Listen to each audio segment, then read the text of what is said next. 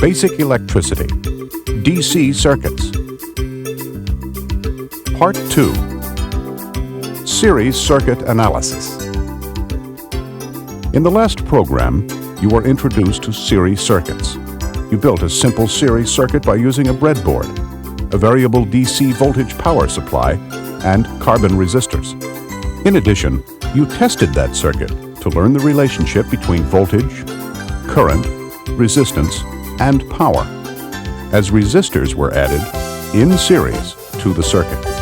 Now in this program, you'll apply everything you've learned about series circuits to perform a circuit analysis using only a schematic diagram and mathematical equations. So far, you should be familiar with the formulas that govern series circuits. They are: total voltage is equal to the sum of the individual voltage drops. Total current is equal to the current flowing through each of the components in the circuit. Total resistance is equal to the sum of the individual resistances. And total power is equal to the sum of the individual power dissipations. You should also be familiar with Ohm's law, which says current is directly proportional to the voltage and indirectly proportional to the resistance. In other words, current, I, is equal to voltage, E, divided by resistance, R. In this program, you'll see how to apply these formulas to a circuit schematic in order to perform a circuit analysis. This schematic represents a series circuit with two resistors making up the load. As you can see, the first resistor is rated at 5 ohms, the second 10 ohms.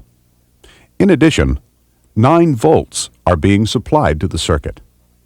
From the information given, you can calculate the voltage, current, resistance, and power of each point in the circuit. First, draw the circuit you're testing on a piece of paper. Remember, this is a series circuit with 2 resistors. After the circuit is drawn, label the first resistor R1 and the second R2. You can also label the voltage source ET. Underneath your drawing, make 4 columns, one each for voltage, current, resistance, and power. Starting with the column for voltage, list ET for total voltage, ER1 for the voltage drop across the first resistor, and ER2 for the voltage drop across the second resistor. Under the column labeled current, list IT for total current, IR1 for the current through the first resistor, and IR2 for the current through the second resistor. For the column labeled resistance, again list RT for total resistance, R1 for the first resistor, and R2 for the second resistor.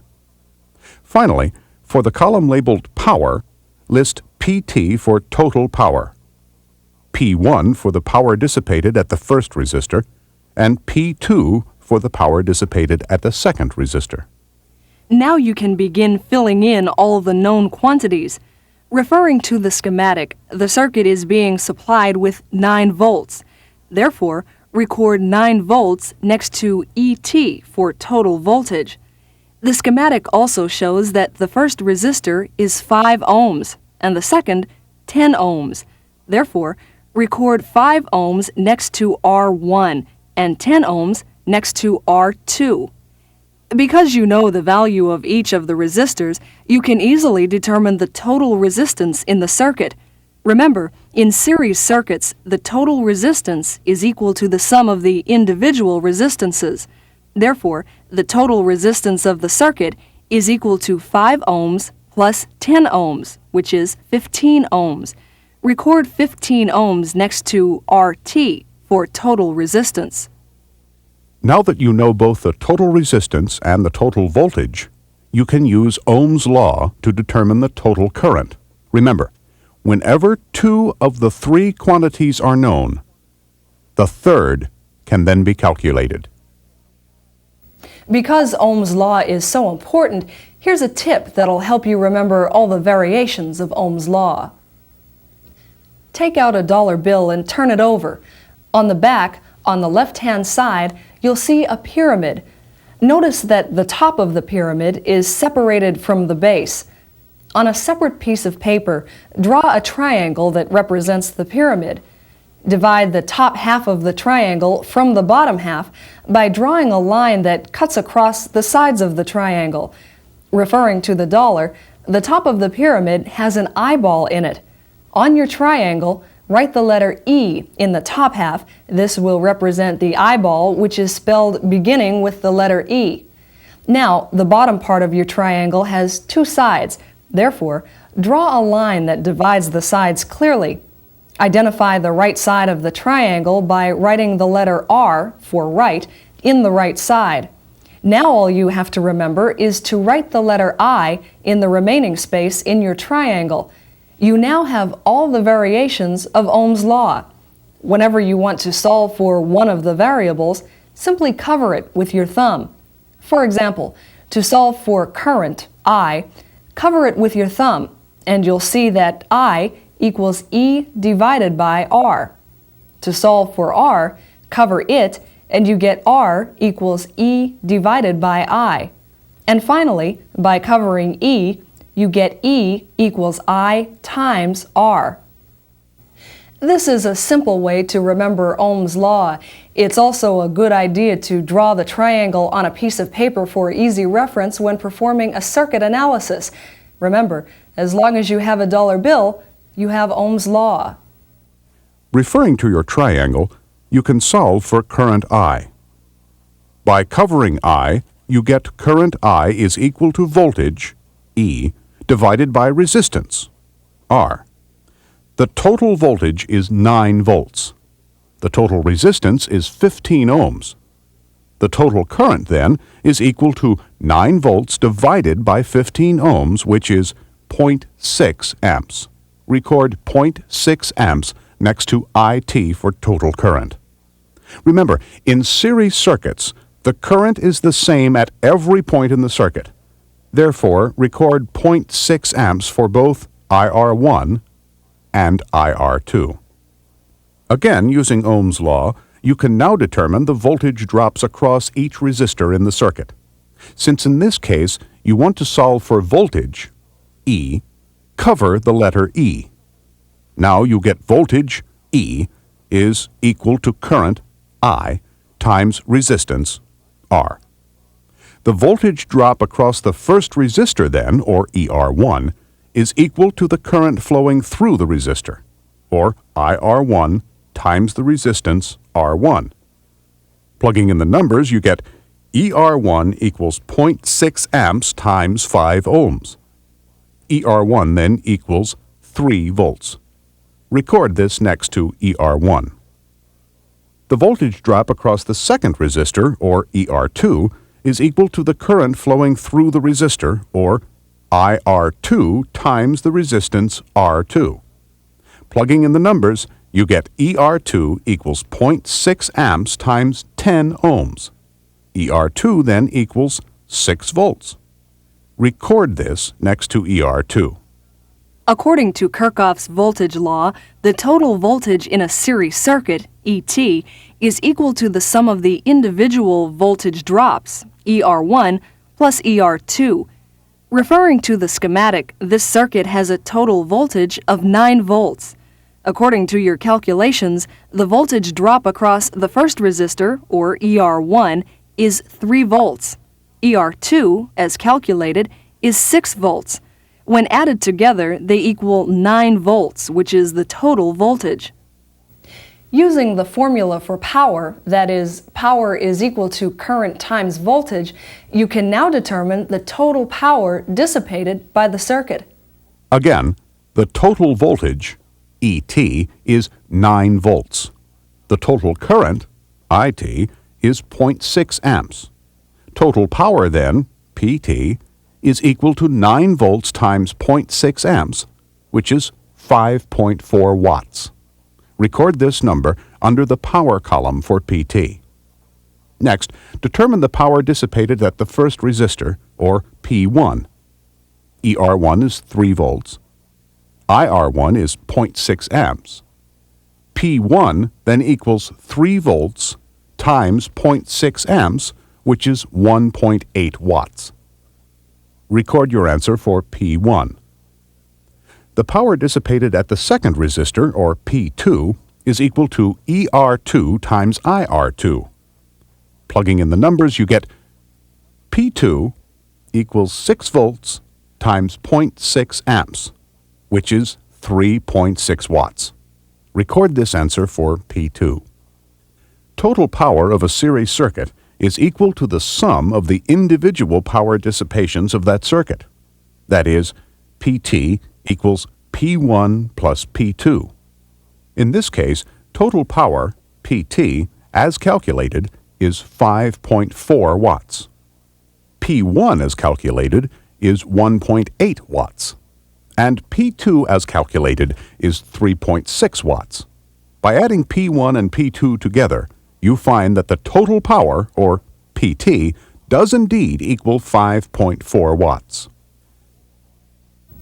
Although in the previous example your answers were exact numbers, very often the numbers you will be working with will have to be rounded, which can make your answers slightly off. Since these rounded numbers are then used to calculate other values, these other values can then be off even further.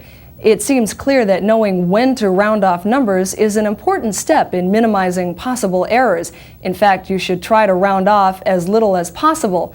To do this, use your calculator and take advantage of all the features it has to offer. It will make your job easier. Here's how. Returning to your chart, let's recalculate total current with one minor change. Total voltage will now be 10 volts instead of 9 volts. Referring again to your triangle, by covering I, you'll find that current I is equal to voltage E divided by resistance R. Therefore, the total current is equal to 10 volts divided by 15 ohms. Look at your calculator. It's showing 0.6666666 amps. Instead of recording this for total current, keep this number in the calculator and use it to determine the individual voltage drops. Referring to your triangle again, by covering E, you find that voltage, E, is equal to current, I, times resistance, R. Therefore, ER1 is equal to IR1 times R1. In series circuits, the current is equal at every point in the circuit. So, to calculate the voltage drop across ER1, simply multiply the number shown on the calculator by R1, which is 5 ohms. The calculator now shows 3.333333 volts. When you record this value for ER1, you can round it off to 3.333 volts. To calculate the voltage drop across ER2, first use the calculator again to determine total current, which is 10 volts divided by 15 ohms. Again, the calculator reads 0.6666666 amps. Instead of recalculating this number, however, you could have saved it to memory on your calculator, and here you would simply recall it from memory.